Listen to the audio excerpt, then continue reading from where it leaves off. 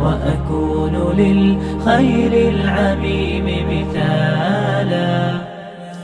Makanya Ramadan itu dapat dibilang bahwasanya Ramadan itu merupakan sebuah prime time yang luar biasa. Tidak ada prime time paling besar yang dimiliki manusia kecuali salah satunya ada di dalam bulan Ramadan. Makanya para ulama dulu, ibu-ibu, mereka mengatakan bahwasanya prime time-nya manusia di dalam melakukan ketaatan itu terletak pada 3 waktu yang menjadi 3 waktu prime time. Yang pertama, yaitu 10 hari yang pertama di bulan Muharram, dan bulan Muharram itu identik dengan bulannya Nabi Musa alaihissalam. Ketika Nabi Musa diselamatkan dari kejaran Fir'aun. Prime time yang kedua yaitu adalah 10 hari yang pertama di bulan Dzul Hijjah. Yang itu identik dengan bulannya Nabi Ibrahim.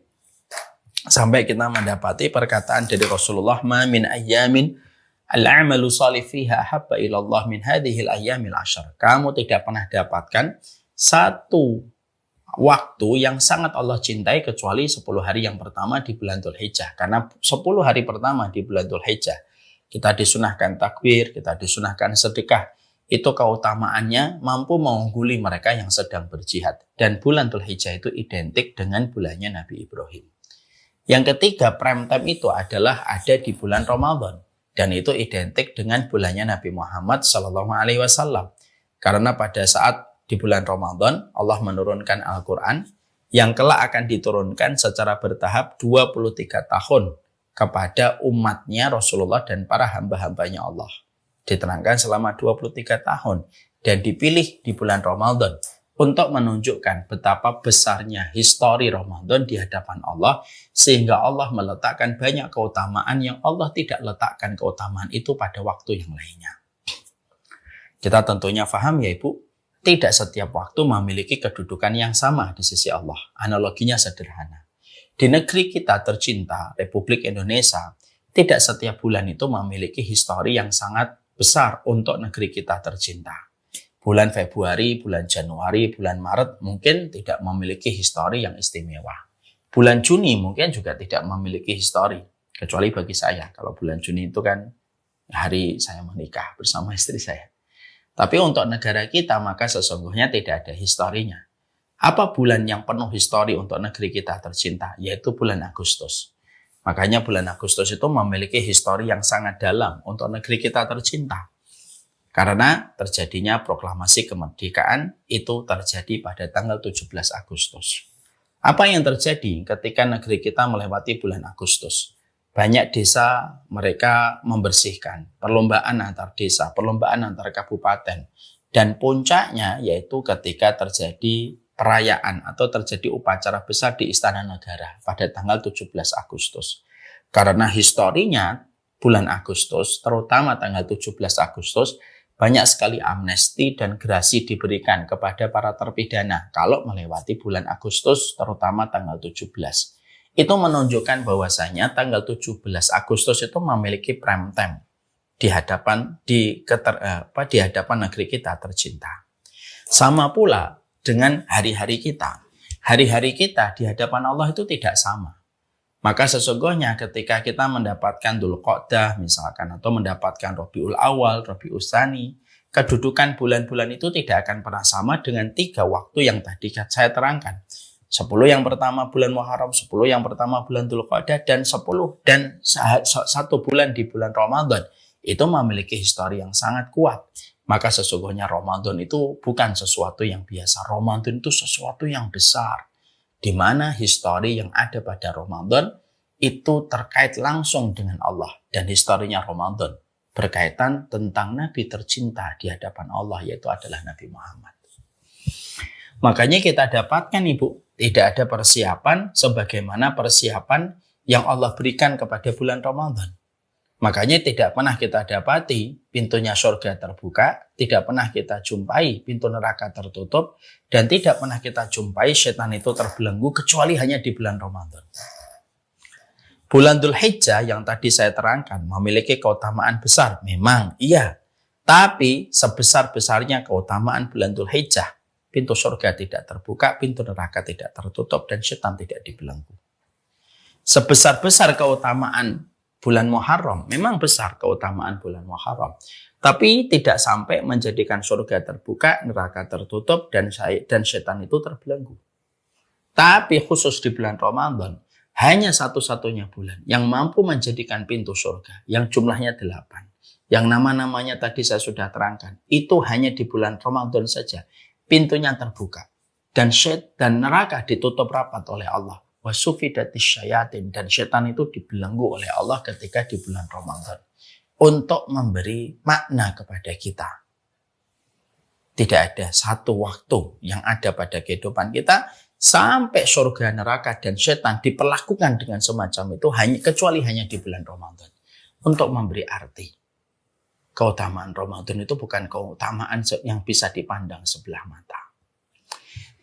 Makanya sangat wajar sampai kita mendapati dan sampai kita menjumpai bagaimana persiapan manusia di bulan Ramadan itu tidak pernah sama dengan persiapan manusia ketika di bulan Dzulhijjah dan di bulan Muharram.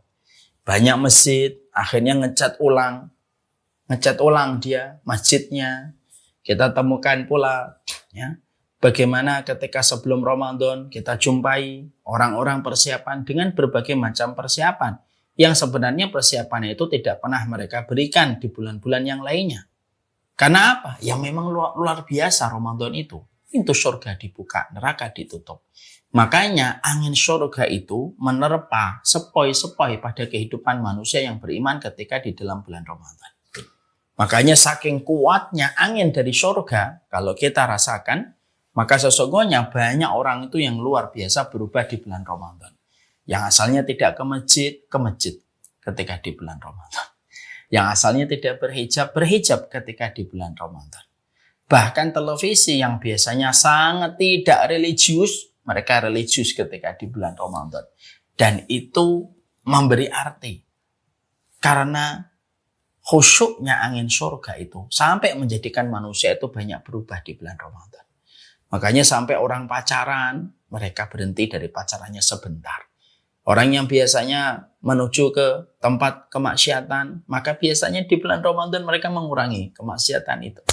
Bahkan maaf ya, warteg aja yang biasanya tidak pernah pasang cadar, di bulan Ramadan pasang cadar. Supaya orang yang masuk dan makan itu tidak kelihatan. Dan itu hanya terjadi di bulan Ramadan. Untuk memberi arti kepada kita.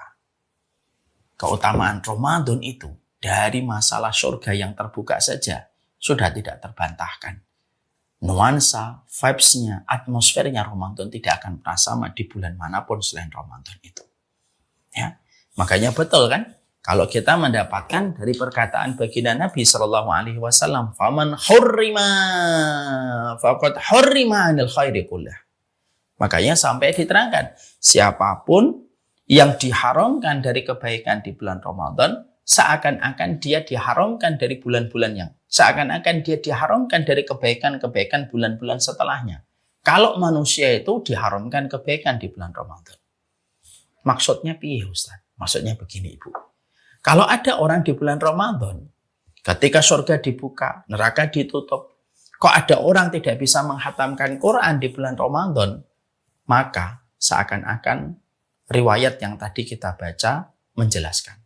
Lah kalau kamu di bulan Ramadan aja tidak hatam, apalagi di luar bulan Ramadan, di mana surga tidak dibuka, neraka tidak ditutup, setan tidak dikerangkeng, lebih susah dan seakan-akan kamu mesti tidak akan bisa menghatamkan Quran. Kenapa? Di bulan Ramadan ketika semua support system diberikan kamu untuk taat saja kamu tidak hatam Quran.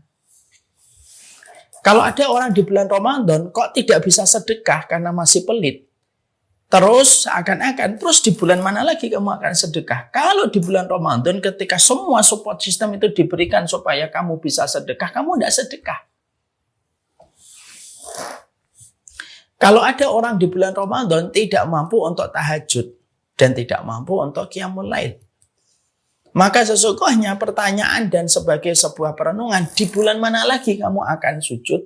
Di bulan mana lagi kamu akan tahajud? Kalau di bulan Ramadan saja kamu tidak mampu untuk taraweh secara konsisten dan tidak mampu untuk tahajud. Kenapa? Wong ketika semua kemudahan untuk taat saja diberikan, kamu tidak bisa taat apalagi di luar bulan Ramadan. Itu sama analoginya Ibu. Kalau Ibu ada orang atau diri seseorang Ada orang sholat di depan masjid Nabawi, di depan Ka'bah. Jarak antara dia dengan Ka'bah hanya sejarak sekitar 3 meter sampai 10 meter. Misalkan dia di shot pertama atau shot kedua. Kalau ada orang sholat di depan Ka'bah, kok dia tidak bisa khusyuk? Seakan-akan pengertiannya itu adalah, terus di mana lagi kamu bisa khusyuk? Kalau di depan Ka'bah saja kamu tidak bisa khusyuk. Kalau ada orang di depan Ka'bah kok masih kepikiran uang, masih kepikiran kerjaan terus. Kalau di Ramadan masih memikirkan uang, masih memikirkan kemaksiatan gitu. Padahal dia sholat di depan Ka'bah hanya berjarak 5 meter sampai 10 meter. Pertanyaan yang tidak membutuhkan jawaban akan ditujukan. Terus di mana lagi kamu akan khusyuk? Kalau di depan Ka'bah aja kamu tidak khusyuk.